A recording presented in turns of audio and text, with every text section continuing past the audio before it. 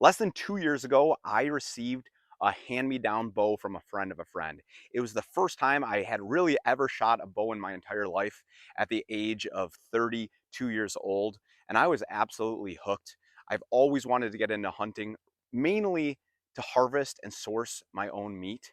However, I didn't grow up with mentors, people explaining to me the fundamentals and ethics of hunting. So everything that I've learned has been truly self-taught. I contribute a lot of my success to the focus and discipline that I've put into practicing archery, specifically with good technique. Over the course of the last 2 years, I've probably taught 5 or 6 people archery from scratch, and then also corrected some of the behaviors of people that have been doing archery for a couple years but didn't learn the right ways. The resources that I went to, that I really dove into, were mainly 3 people in the archery field. One, John Dudley with Knock On Archery. His Archery 101 and 102 video was the first thing that I watched after I shot a bow for the very first time. Him diving into the shot process, breaking down each step, absolutely critical for my development. Number 2 was um, Joel Turner with Shot IQ, understanding how to bring your finger over that trigger, pulling back and getting that surprise shot was definitely the hardest piece for me to conceptualize. But once I was able to really understand that and not just punch that trigger or just push it down using my finger, but rather using my entire arm, was an absolute game changer. And that's usually the biggest piece of advice I give to new hunters, is to look at Joel Turner's, not even to new hunters, but to hunters that didn't learn with proper technique, is to go dive into his videos. And then finally, Chris B, I think, from an archery standpoint, his level mixed with his relatability is absolutely outstanding. Also, of course, Levi Morgan, just being the best archer in the world. Anything that you hear from that guy is an absolute masterpiece. But essentially, every time I shoot, I am going through the shot process in my head, or even speaking it out loud to make sure that I'm going through it. What I like to tell people the shot process is like shooting a free throw, right? You see a basketball player come in, they dribble it a certain amount of times, they take a certain number of steps, and then they are executing, and they're also following through, just like we're doing while taking a shot. Whether you're in a tree stand, a saddle, you're on the ground, you're at a range, we need to make sure that we're going through that shot process every single time, and that prevents that buck fever or that nerve that you get once you see something that you're not familiar with, because you're going back to that shot process. You're going onto that free throw line. Regardless of what's happening in the stands or the woods, you're dialed into exactly what you've done over and over and over. You can also relate this to a deadlift and powerlifting. Is you're going up there, you're grabbing the bar, you're locking your feet in, you're having the same grip and pressing up, doing that deadlift over and over. That's how you set PRs. Shooting free throws over and over. That's how you have a high free throw percentage. And of course, when it comes to archery, there's going to be high stakes, especially when you're hunting. So we want to make sure that we're going through that shot process. Everyone's shot process is a little bit different.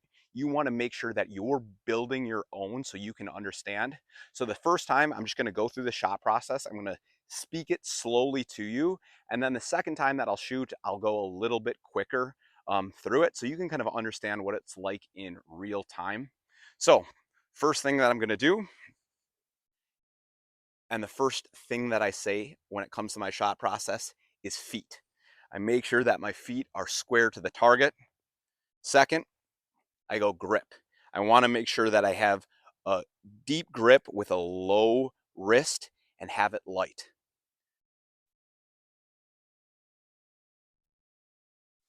Anchor, making sure that I have a consistent anchor. Eclipse, making sure that my peep and my sight are lined up and perfectly eclipsed. Two, or bubble, making sure that I'm level. Three, I'm looking at the target. Looking at the target, I'm going to say, I am ready, and I'm going to keep pulling.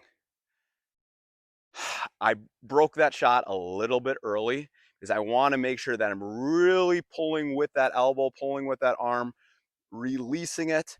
And as Donnie Vincent says, he's like, after that arrow goes, it's none of my business. So we're making sure that we're shooting, we're keep pulling it, and it's surprising me as you're breaking.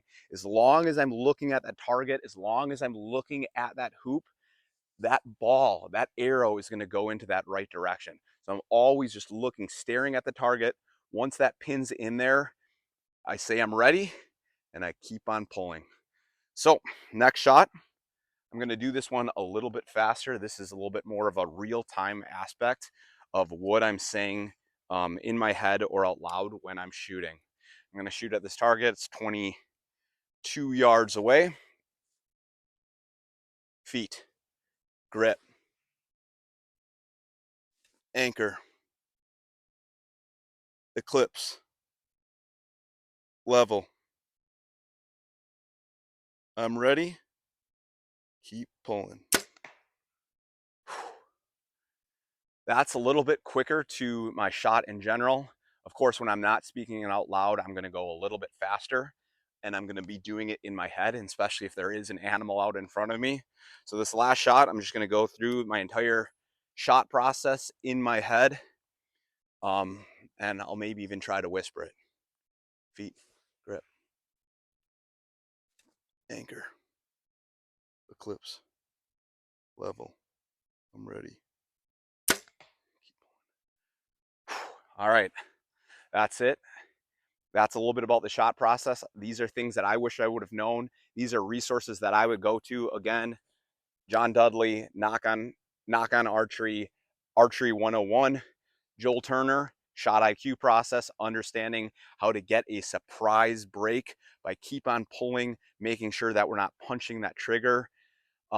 Chris B for and Levi Morgan for tactical and practical tips on how to be an amazing archer, an amazing hunter.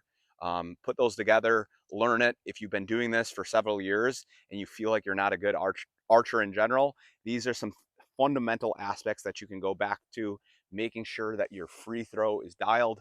It doesn't matter how big of a shot it is or how big of a buck or how big of a bull it is. We want to make sure that we're getting locked in, going through that process, and executing cleanly.